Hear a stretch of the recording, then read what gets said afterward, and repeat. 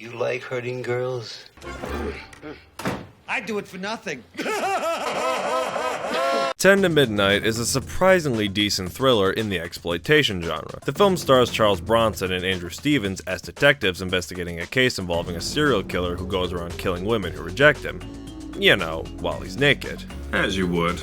Now, going into this, I didn't know what to expect considering I've never really seen a Charles Bronson film before, but I have a friend who kept telling me to watch it on Amazon Prime, and when I finally did watch it, I pleasantly enjoyed it, for what it was. I don't know everything about exploitation films, so maybe I'm not the target demographic for this film, but I'm here to give my opinion, and hopefully someone sees this film the same way I do. Now, something you're probably wondering is why this guy decides to kill his victims when he's in the nude? I don't know. It's probably how he gets his kicks. You criminals make me sick.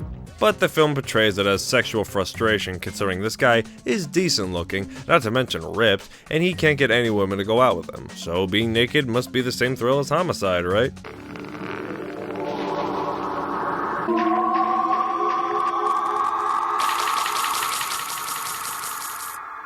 Or maybe the fact that this guy is socially disabled. Say hi to Warren Stacy. Hi, Warren. How are you? Fine, thank you, Tina. Would you mind sitting somewhere else? No, indeed. Wouldn't mind at all. Popcorn? Now look what you've done. Shame on you. Don't go away mad. This guy makes Norman Bates look like James Bond. You know, when he's being less rapey. Let me tell you, Charles Bronson really kills it in this movie. He plays sort of a rugged, old man type cop who's disappointed in a corrupt justice system until he's turned crooked and has to take justice into his own hands. Even people who didn't like this movie gave praise to Bronson's performance, even if they thought the movie was crap. But he's also got great chemistry with Andrew Stevens, who together have an old man and youngster sort of banter, but also just tend to work off each other so well with their whippy dialogue, sort of similar to Mel Gibson and Danny Glover in Lethal Weapon, even though this film came out 4 years prior to the original. And truth be told, every now and then, this movie has some genuinely funny moments. What? Take your jacket off! Yes, I have a gun! Why do you have a gun?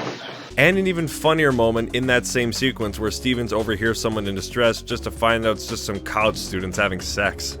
We weren't doing anything. It's all right, don't be alarmed. Just, carry on, as you were. And then they just get back to doing it. Like, oh my god, this movie's nuts. And I'm not even talking about the naked guy.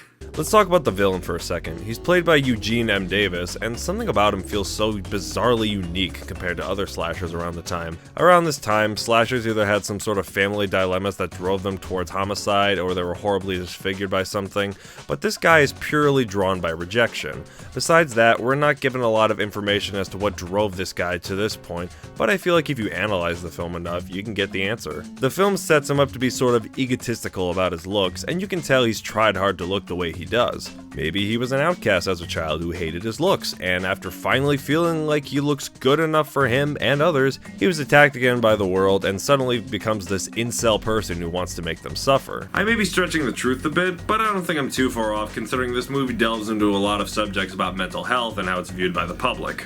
The evidence points out that this guy is the same person leaving disturbing and sexually aggressive phone calls to other women, but not completely that he's the killer, even though Bronson and Stevens are the only ones to see it clear as day, leading to a series of events that question whether or not the law itself is justified in its own rights. And the killer here is smart enough to work around that, making him one of the more interesting antagonists of the 80s, in my opinion. Also, hi Kelly Preston, fancy seeing you here. This was apparently her first movie role, and surprisingly in a film nowhere near as scary as the other one she did, the Mike Myers Cat in the Hat movie. Dirty hoe. But all in all, I genuinely enjoyed this film. You know, some people might be thrown off by it, the whole naked serial killer thing, but if you've seen a Serbian film like I have, you've seen it all at this point. Charles Bronson and Andrew Stevens steal the show with their great chemistry and writing, and supported by uniquely creepy antagonists. You know, not the greatest film in the world, but you know, for a decent enough thriller. I don't think you'd have to be a Charles Bronson fan in order to see it, but that gives me more than enough reason to recommend this film to others. So check it out and see for yourself.